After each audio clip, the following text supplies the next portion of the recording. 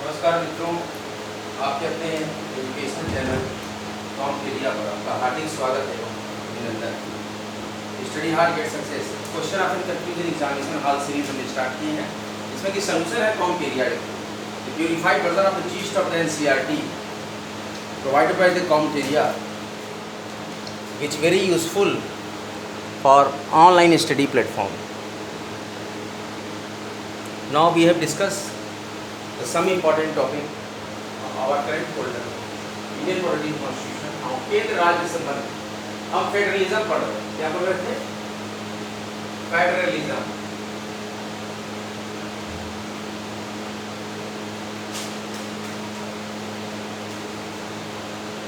Discuss about federalism. ये federalism क्या है, इसके बारे में समझेंगे, इसकी कार्रवाइयों को समझाएंगे। आइए उसके मालूम पड़ते हैं। न्यायपालिका को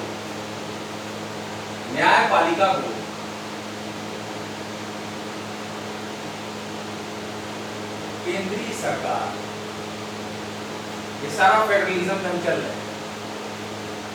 अगर आपने अभी तक कॉम्पेरिया वाईटी चैनल को सब्सक्राइब न किया हो तो कृपया सब्सक्राइब कर दें, दोस्तों को बताएं, मित्रों को बताएं, चैनल को लाइक करें, शेयर करें, नोटिफिकेशन बेल को ऑन करें। देखिए, न्यायपालिका केंद्रीय सरकार और राज्यों के बीच एक संबंध स्थापित हो रहा है, केंद्र और राज्यों के बीच। इसी पर हमारा जो महत्वपूर्ण टॉपिक है फेडरलिज्म, संघवाद। न्यायपालिका को केंद्रीय सरकार और राज्यों के बीच शक्ति के बंटवारे के संबंध में पावर का डिस्ट्रीब्यूशन होता है। शक्ति के बंटवारे के संबंध में उठने वाले कानूनी विवादों को हल करना, उठने वाले कानूनी विवादों को हल करने का अधिकार होगा। जैसा कि मैंने आपको पहले बता ही दिया था आपके लेक्चर में, यही है फेडरलिज्म के कुछ महत्वपूर्ण बिंदु, जिसमें कि हम डिस्कस कर रहे हैं। हमारा ये महत्वपूर्ण बिंदु है, स्टडी से हम शो करते हैं, इंपॉर्टेंट पॉइंट्स को डिफरेंशिएट करते हैं कि अगला पॉइंट आगे। देखिए, केंद्र राज्य संबंध में जब फेडरलिज्म की चर्चा करते हैं तो न्यायपालिका को केंद्रीय सरकार और राज्यों के बीच शक्ति के बंटवारे के संबंध में उठने वाले कानूनी विवादों को हल करने का अधिकार होता है। और कौन सा अधिकार होता है न्यायपालिका को? जैसा कि मैंने आपको बताया कि भारत के संविधान में कहीं भी केंद्र सरकार शब्द का उल्लेख नहीं है, हम संघ का उल्लेख करते हैं। संघवाद के वास्तविक फेडरलिज्म के वास्तविक, जिन विद्यार्थियों को लैंग्वेज संबंधी दिक्कत हो कमेंट बॉक्स में लिखें, इसके सारे सॉल्यूशंस हल किए जाएंगे अगले लेक्चर में। फेडरलिज्म के वास्तविक कामकाज का निर्धारण, कामकाज का निर्धारण राजनीति, संस्कृति,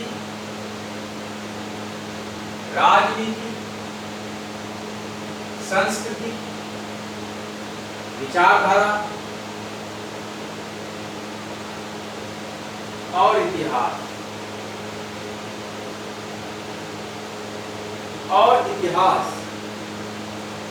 की वास्तविकताओं से होता है।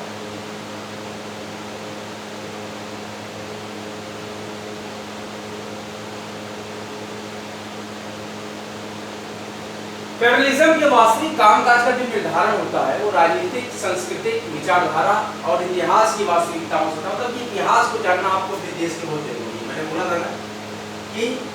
और इसमें क्या रहता है? आपसी विश्वास होगा। और बताइए, सहयोग,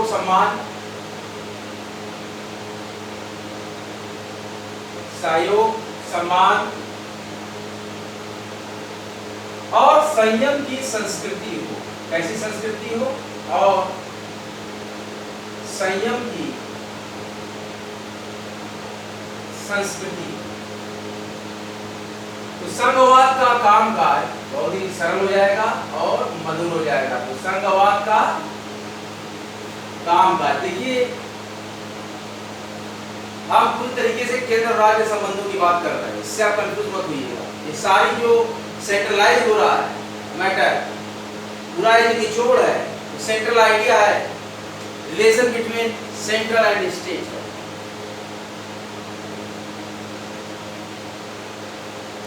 वो तो संघवाद का कामकाज आसानी से चलता है।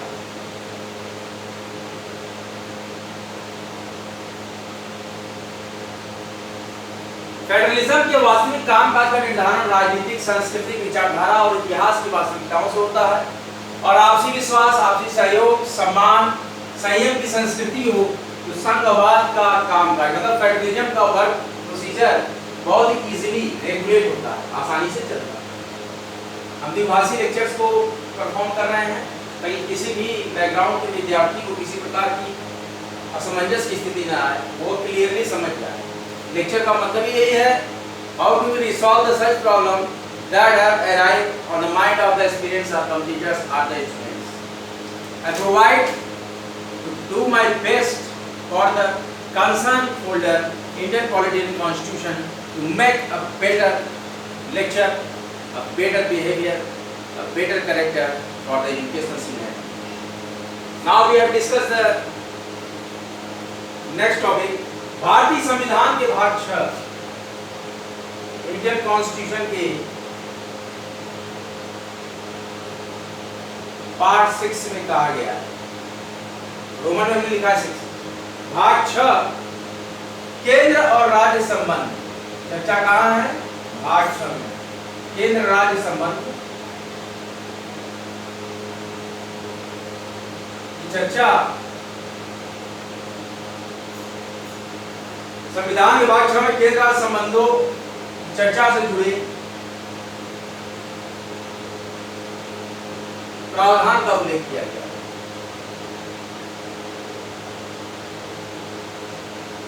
प्रोविजन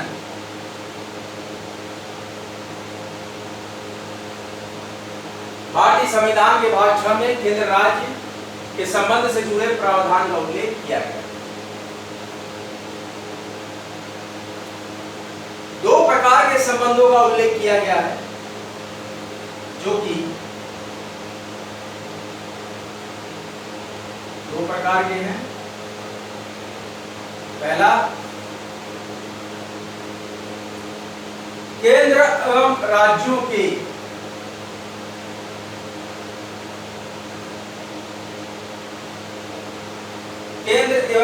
के विधायी संबंध।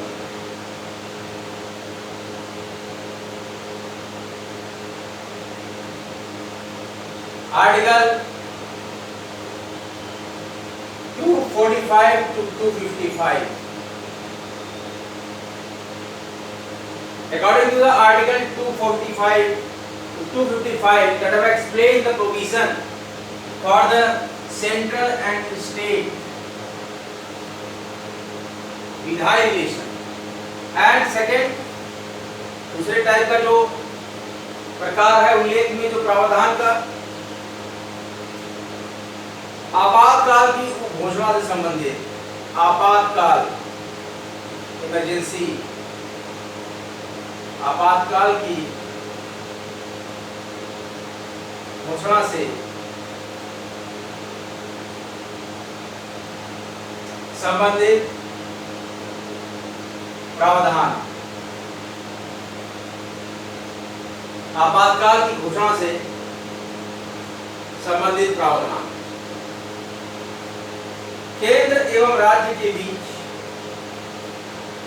अगला इंपॉर्टेंट पॉइंट,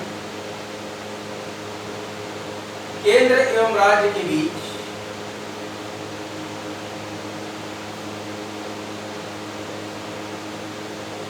शक्तियों एवं दायित्व का बंटवारा। और ध्यान से समझिएगा, दायित्व का मतलब कार्य, क्या आप कार्य कर रहे हैं, क्या आपकी उत्तरदायित्व है, या आप उसके प्रति पूरे जिम्मेदार होंगे, उसको दायित्व होंगे। केंद्र एवं राज्यों के बीच शक्तियों एवं दायित्वों का बंटवारा, जो भी दायित्व होगा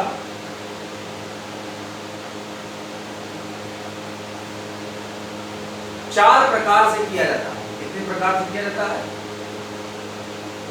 4 प्रकार से किया जाता है। केंद्र एवं राज्यों के बीच शक्तियों और दायित्वों का बंटवारा 4 प्रकार से किया जाता है। पहला है विधायी। विधायी का मतलब विधायिका से संबंधित, विधानमंडल से संबंधित जो भी शक्तियां हैं, और उसके बाद है एडमिनिस्ट्रेटिव, प्रशासनिक। तो प्रशासनिक है जो प्रशासन में है कार्य, न्यायिक जुडिशियल कार्य, एवं चौथा है वित्तीय फाइनेंशियल।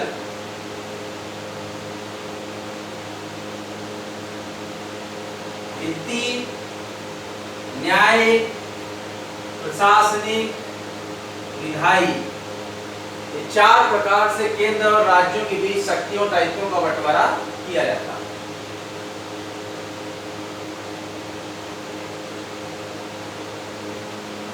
आप नोट डाउन करिए, मैं एक बार रिवीजन करा देता हूं।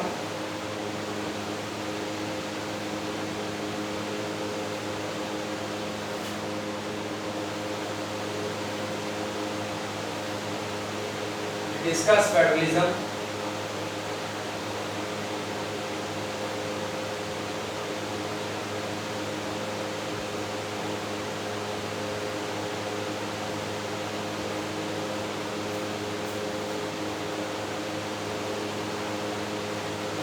भारत में न्यायिक व्यवस्था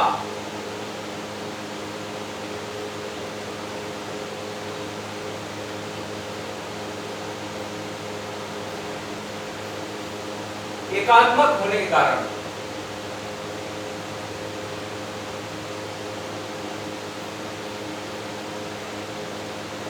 भारत में न्यायिक व्यवस्था एकात्मक होने के कारण केंद्र राज्य के बीच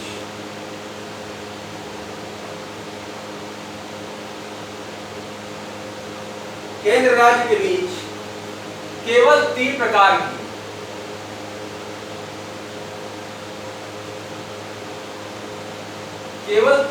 की विधायी, पहला प्रकार प्रशासनिक, दूसरा प्रकार जैसा कि हमने नीचे आपको डिस्कस किया था, एवं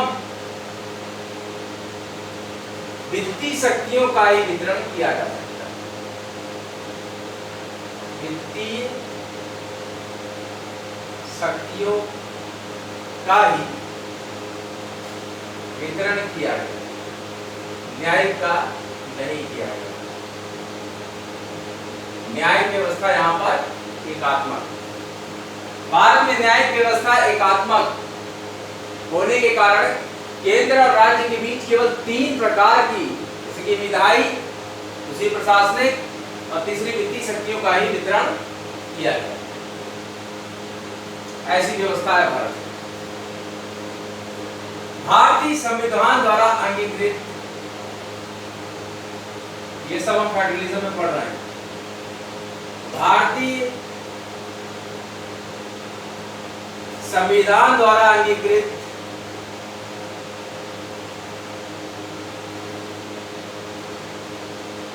संघीय व्यवस्था का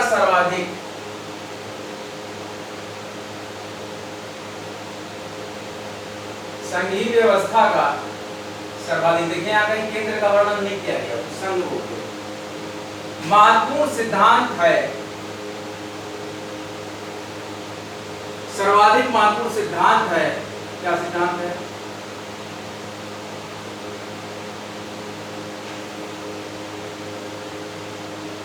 केंद्र और राज्यों के बीच संबंध कि केंद्र एवं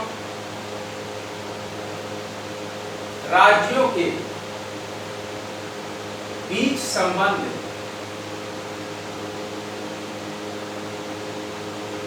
सहयोग पर आधारित हुआ, मतलब आपसी सहयोग होना चाहिए।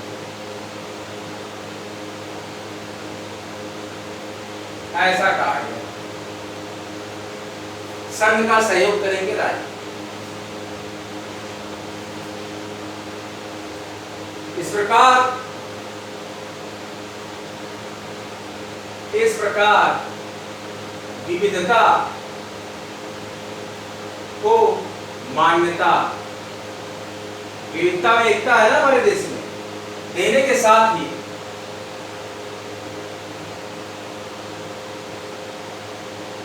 साथ ही संविधान एकता पर बल देता है।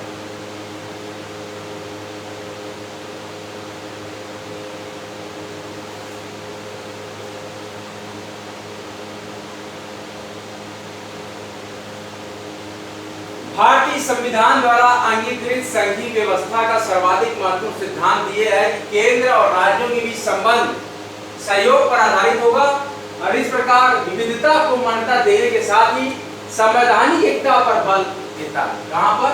संवैधानिक एकता पर बल देता है। भारतीय संविधान, भारत के संविधान के अंग्रेजी संस्करण भारतीय संविधान के अंग्रेजी संस्करण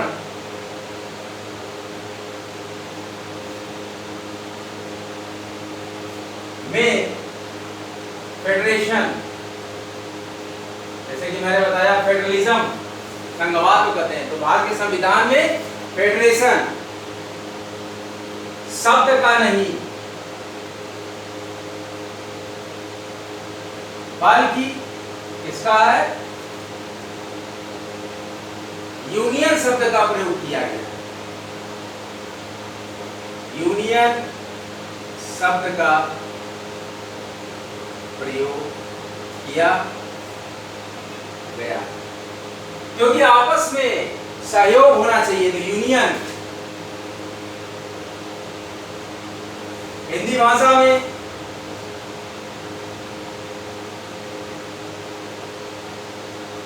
फेडरेशन,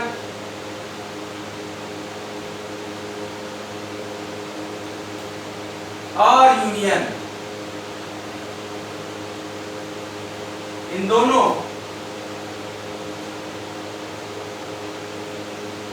के लिए ही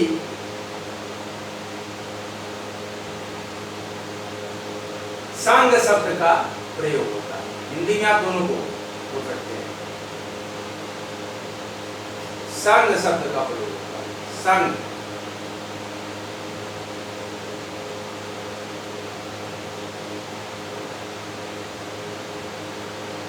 प्रयोग, लेकिन संविधान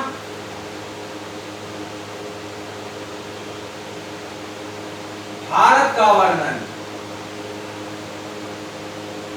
इन शब्दों में करता है।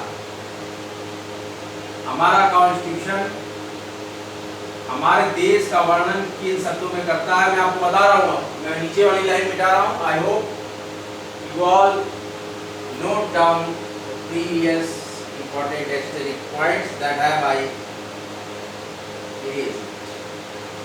The very important declaration of federalism that संघ शब्द का प्रयोग होता है, लेकिन भारत का वर्णन इन शब्दों में करता है। पहला, भारत क्या है? अनुच्छेद 1 का 1, आर्टिकल 1 का 1, भारत अर्थात इंडिया। भारत और इंडिया, संविधान का अनुच्छेद 1 कहता है भारत अर्थात इंडिया राज्यों का संघ, यूनियन ऑफ स्टेट्स, यूनियन होगा।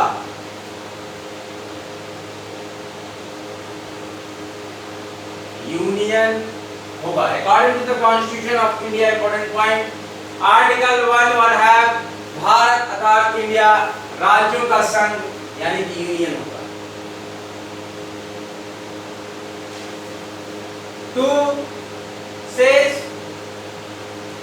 राज्य और उसके राज्य क्षेत्र, राज्य एवं उसके राज्य क्षेत्र वे होंगे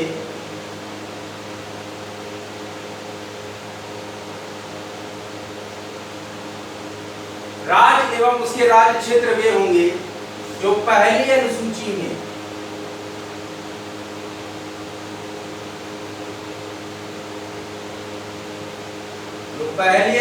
में वे निर्दिष्ट है, मतलब लिखे गए हैं, बताए गए हैं, डिक्लेयर किए गए हैं, वे निर्दिष्ट है।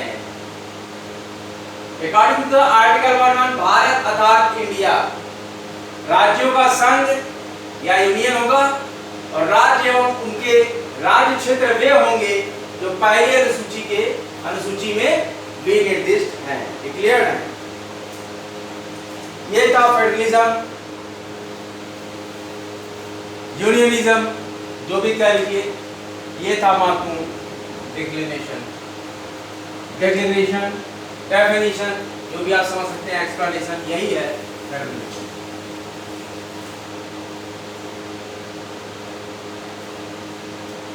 इसी को कहते हैं फेडरलिज्म। Now power distribution. अब हमारा अगला टॉपिक होगा power distribution.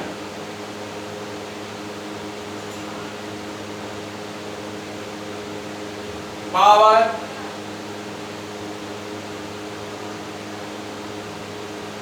Distribution, power distribution, शक्ति विभाजन।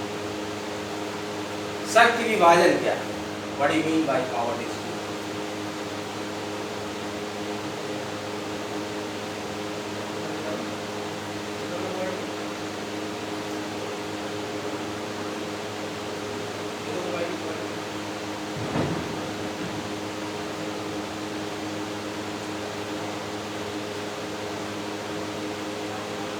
पावर डिस्ट्रीब्यूशन दैट, देखिए, भारत में न्यायिक व्यवस्था एकात्मक होने के कारण केंद्र राज्य के बीच केवल 3 प्रकार की विधायी, प्रशासनिक और वित्तीय शक्तियां, जबकि उन्होंने 4 प्रकार की शक्तियों को बताया था, न्यायिक शक्तियां, वित्तीय। लेकिन भारत में न्यायिक व्यवस्था एकात्मक होने के कारण केंद्र राज्य के बीच केवल 3 प्रकार की कौन कौन सी? विधायी, प्रशासनिक, वित्तीय शक्तियों का ही वितरण किया गया। भारतीय संविधान द्वारा अंगीकृत संघीय व्यवस्था का सर्वाधिक महत्वपूर्ण सिद्धांत है कि केंद्र और राज्यों के बीच संबंध सहयोग पर आधारित होंगे और इस प्रकार विविधता को मान्यता देने के साथ ही संविधान एकता पर बल देता है। भारतीय संविधान के अंग्रेजी संस्करण में फेडरेशन शब्द का नहीं बल्कि यूनियन शब्द का प्रयोग किया गया है। किस शब्द का प्रयोग किया गया है? यूनियन शब्द का प्रयोग किया गया है। हिंदी भाषा में फेडरेशन या यूनियन दोनों के लिए एक ही संघ शब्द का प्रयोग होता है, लेकिन भारत का वर्णन किन शब्दों में करता है? भारत का वर्णन किन शब्दों में करता है? भारत का वर्णन इन शब्दों में करता है। किन शब्दों में? पहला, according to the article 1 Bharat अर्थात इंडिया राज्यों का संघ या यूनियन होगा। दूसरा, राज्य और उसके राज्य क्षेत्र वे होंगे जो पहली अनुसूची में वे निर्दिष्ट हैं। राज्य एवं उनके राज्य क्षेत्र वे होंगे जो पहली अनुसूची में वे निर्दिष्ट हैं। भारत में न्यायिक व्यवस्था एकात्मक होने के कारण केंद्र राज्य के बीच केवल 3 प्रकार की विधायी शक्तियां, प्रशासनिक शक्तियां, वित्तीय शक्तियों का ही वितरण किया गया। भारतीय संविधान द्वारा अंगीकृत संघीय व्यवस्था का सर्वाधिक महत्वपूर्ण सिद्धांत है केंद्र और राज्यों के बीच संबंध सहयोग पर आधारित होगा। इस प्रकार विविधता को मान्यता देने के साथ ही साथ संविधान एकता पर बल देता है। भारतीय संविधान के अंग्रेजी संस्करण में फेडरेशन शब्द का नहीं बल्कि यूनियन शब्द का प्रयोग है। यूनियन शब्द का प्रयोग किया गया है। हिंदी भाषा में फेडरेशन और यूनियन दोनों के लिए ही संघ शब्द का प्रयोग होता है, लेकिन भारत का वर्णन इन शब्दों में करता है। According to the article 11 Bharat अर्थात इंडिया राज्यों का संघ या यूनियन होगा और राज्य एवं उसके राज्य क्षेत्र वे होंगे जो पहली अनुसूची में भी निर्दिष्ट हैं। पहली अनुसूची में भी निर्दिष्ट हैं। किस अनुसूची में? पहली अनुसूची में, ध्यान रखिएगा। वही है राज्य और उनके राज्य क्षेत्र। अब हमारा अगला पॉइंट है power distribution. I hope you all note down the such important discussion. Now we have proceed for the next heading, power distribution. Distribution of powers, शक्ति विभाजन।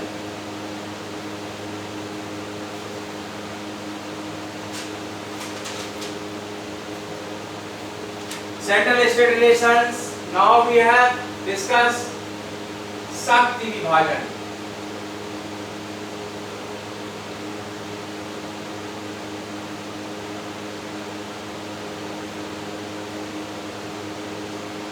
भारत के संविधान में दो तरह की,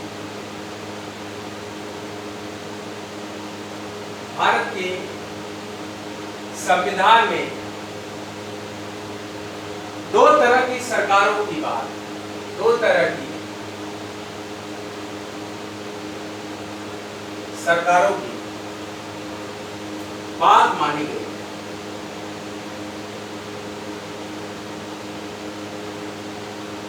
भारत के संविधान में दो तरह के सरकार की बात मानी गई है। एक संपूर्ण राष्ट्र के लिए, एक संपूर्ण राष्ट्र के लिए, जिसे संघीय सरकार, जो डिस्कस कर रहे थे, जिसे संघीय सरकार या केंद्रीय सरकार, केंद्रीय सरकार बोलते हैं, संविधान बोलता है संघ या केंद्रीय सरकार है। ये तो पहली बात है। दूसरी, प्रत्येक प्रांतीय इकाई या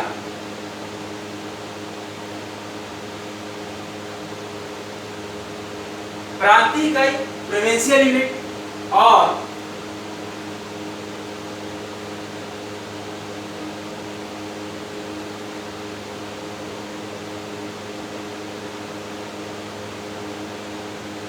राज्य के लिए, स्टेट के लिए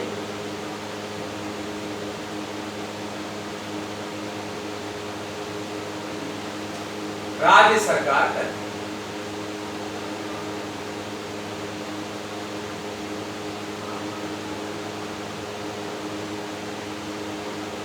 राज्य सरकार कहते हैं, संघीय सरकार कहते हैं या केंद्रीय सरकार। भारत के संविधान में दो तरह की सरकारों का वर्णन बात मानी गई है। एक संपूर्ण राष्ट्र के लिए, जिसे संघीय सरकार या केंद्रीय सरकार कहते हैं, और दूसरी जो है वो प्रत्येक प्रांतीय इकाई के लिए या राज्य के लिए राज्य सरकार।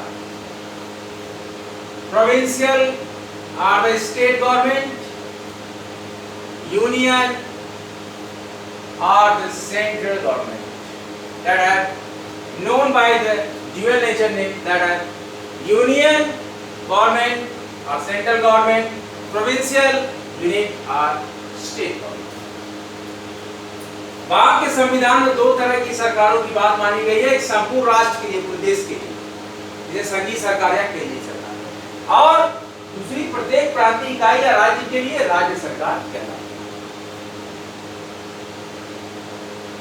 दोनों ही जो ऊपर बताए गए हैं, दोनों ही संवैधानिक सरकारें हैं। संविधान मानता है इनको, इसलिए ये संवैधानिक सरकारें हैं, वैध है ये। और इनके स्पष्ट कार्य क्षेत्र और इनके स्पष्ट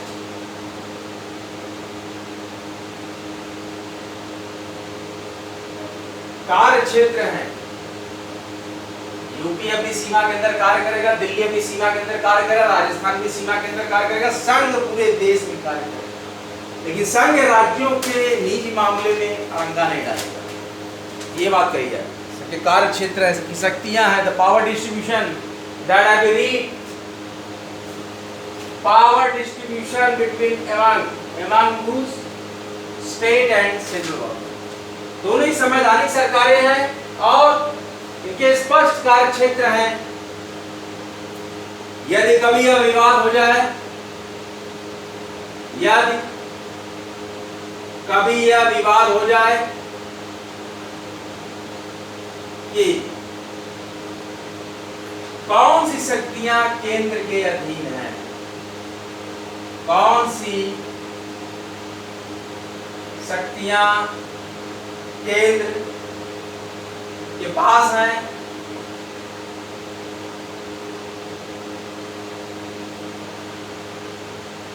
और कौन सी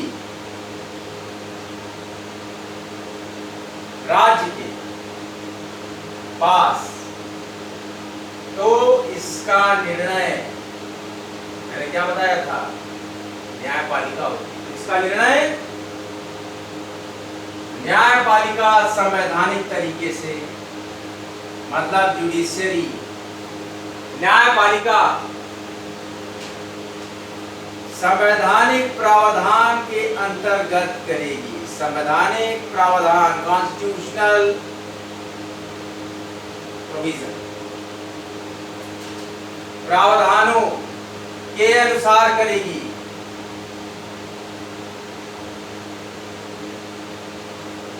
भारत के संविधान में दो तरह की सरकारों की बात मानी गई है, एक संपूर्ण राज्य के जिसे संघीय सरकार या केंद्रीय सरकार कहते हैं, दूसरी प्रत्येक प्रांतीय इकाई या प्रोविंशियल यूनिट या स्टेट के लिए जिसको स्टेट गवर्नमेंट कहते हैं।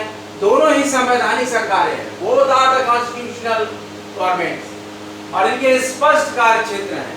यदि कभी यह विवाद हो जाए कि कौन सी शक्तियां केंद्र के पास हैं और कौन सी राज्य के पास, इसका निर्धारण judiciary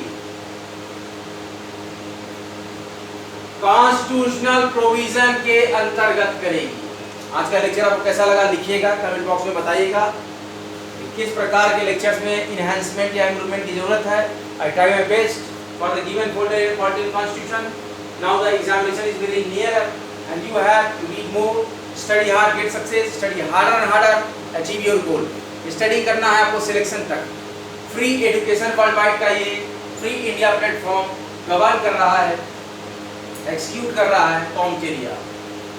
कॉमटेरिया have executed and tried the best content to provide on the free platform, on the free channel, on the YT platform named Comteria. And our folder name is Indian Polity and Constitution. Present scenario is state and central power distribution. संविधान इस बात की स्पष्ट व्यवस्था करता है। Next point, संविधान इस बात की स्पष्ट व्यवस्था करता है कि कौन कौन सी शक्तियां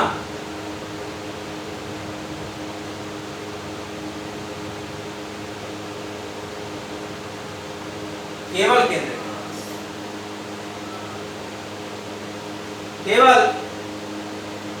केंद्र सरकार को प्राप्त होंगी,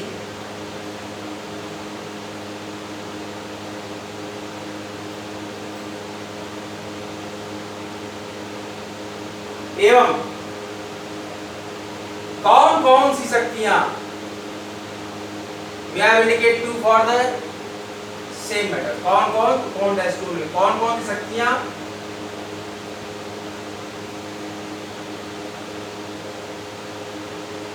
केवल राज्यों।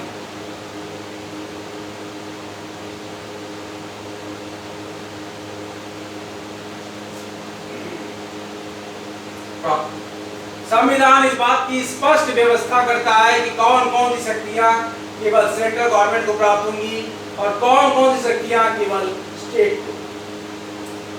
शक्ति विभाजन का एक महत्वपूर्ण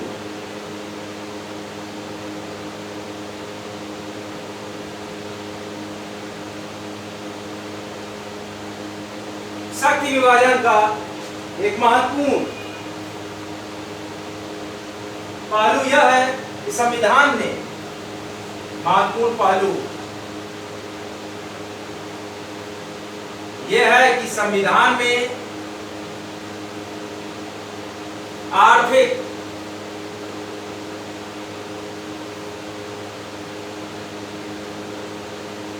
और वित्तीय शक्तियां आर्थिक एवं वित्तीय शक्तियां केवल केंद्र के पास, केवल केंद्रीय सरकार के हाथ में। आर्थिक और वित्तीय शक्तियां केवल केंद्रीय सरकार के हाथ में सौंपी है।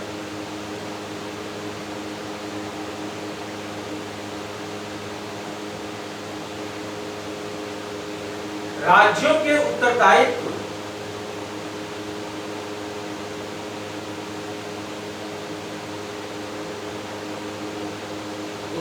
का मतलब होता है कि आपका जो रिस्पॉन्सिबिलिटी है उसको बोलते हैं उत्तरदायित्व। राज्यों के उत्तरदायित्व बहुत अधिक हैं।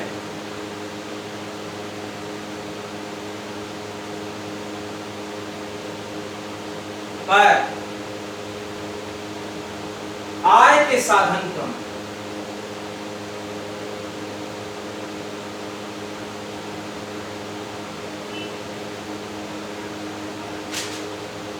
आज का यह महत्वपूर्ण लेक्चर हमने बड़ा ही सफलतापूर्वक कंप्लीट कर लिया है और हम एक शॉर्ट सिनेरियो रिवीजन पॉइंट आपको देंगे कि भारत के संविधान में दो तरह की सरकारों की बात मानी गई है। एक संपूर्ण राष्ट्र के लिए जिसे संघीय सरकार या केंद्रीय सरकार कहते हैं और दूसरी प्रत्येक प्रांतीय इकाई या राज्य के लिए राज्य सरकार कहते हैं। दोनों ही संवैधानिक सरकारें हैं और इनके स्पष्ट कार्य क्षेत्र हैं। यदि कभी यह विवाद हो जाए कि कौन सी शक्तियां केंद्र के पास होंगी और कौन सी राज्य के पास, इसका निर्णय जुडिशियरी न्यायपालिका संवैधानिक प्रावधानों के अनुसार, कॉन्स्टिट्यूशनल प्रोविजन के अनुसार करेगी। और संविधान इस बात की स्पष्ट व्यवस्था करता है कौन कौन सी शक्तियां केवल केंद्र सरकार को प्राप्त होंगी और कौन कौन सी शक्तियां केवल राज्यों को। शक्ति विभाजन का एक महत्वपूर्ण पहलू यह है कि संविधान में आर्थिक और वित्तीय शक्तियां केवल केंद्रीय सरकार के हाथों में सौंपी गई है और राज्यों के उत्तरदायित्व भी बहुत अधिक है, पर राज्यों के आय के साधन कम है। आज का लेक्चर आपको कैसा लगा? लेक्चर को भारी मात्रा में लाइक करें, शेयर करें, कॉमचेरिया यूट्यूब चैनल को भारी मात्रा में सब्सक्राइब करें। अगला लेक्चर लेके बहुत ही जल्द आपके समीप आएंगे। एक महत्वपूर्ण सूचना हम आपको दे रहे हैं, वैकेंसी अपडेट मैं आपको दे रहा हूं। अभी शांति निकेतन के अंतर्गत विश्व भारती विश्वविद्यालय जो कि वेस्ट बंगाल में है, assistant registrar, deputy registrar, registrar, computer programmer एवं विभिन्न प्रकार की वैकेंसियां आई हैं। आप एनटीए नेशनल टेस्टिंग एजेंसी के थ्रू इस फॉर्म को फिलअप कर सकते हैं। और इसके साथ ही साथ हरियाणा लोक सेवा आयोग में HPSC की साइट पर ट्रेजरी ऑफिसर और असिस्टेंट ट्रेजरी ऑफिसर्स की भी फॉर्म्स आए हैं, जिसकी लास्ट डेट 16 मई है। उसको भी आप अप्लाई कर सकते हैं। और कल परसों तक मुझे जहाँ तक उम्मीद है NTA UGC नेट के भी फॉर्म लाइव हो जाएंगे। जो भी UGC नेट के फॉर्म एक्सपीरियंस हो, जो भरना चाहते हो, वो भी बहुत ही जल्द आप विजिट करते रहें UGC नेट की साइट को। जून साइकिल के फॉर्म 1-2 दिन में आने वाले हैं। बने रहे, जमे रहें। और UPPCS की परीक्षा 14 मई को है, 21 मई को MPPCS की परीक्षा है और Haryana PCS executive branch and allied services के एग्जाम भी 21 मई को ही लगे हैं, क्योंकि आप नोटिस HPSC की वेबसाइट पर देख सकते हैं 24 मार्च को अनाउंस हुआ है। तो इस प्रकार से सारी परीक्षाओं का भी मैंने आपको एक शॉर्ट ओवरव्यू दे दिया। और भी कई महत्वपूर्ण वैकेंसियाँ निकली हुई हैं, उसको भी आप देख लीजिए। बने रहिए, जमे रहिए आपके अपने महत्वपूर्ण एजुकेशनल चैनल कॉमचेरिया पर। कॉम्प एरिया अगला लेक्चर लेकर बहुत ही जल्द आपके समक्ष आएगा। आप सभी लोग सफलता को प्राप्त करें। अगला लेक्चर बहुत ही जल्द लेकर आपके समक्ष आएंगे इंडियन पॉलिटी कॉन्स्टिट्यूशन की। तब तक के लिए जय हिंद, जय भारत। सब्सक्राइब करते रहें।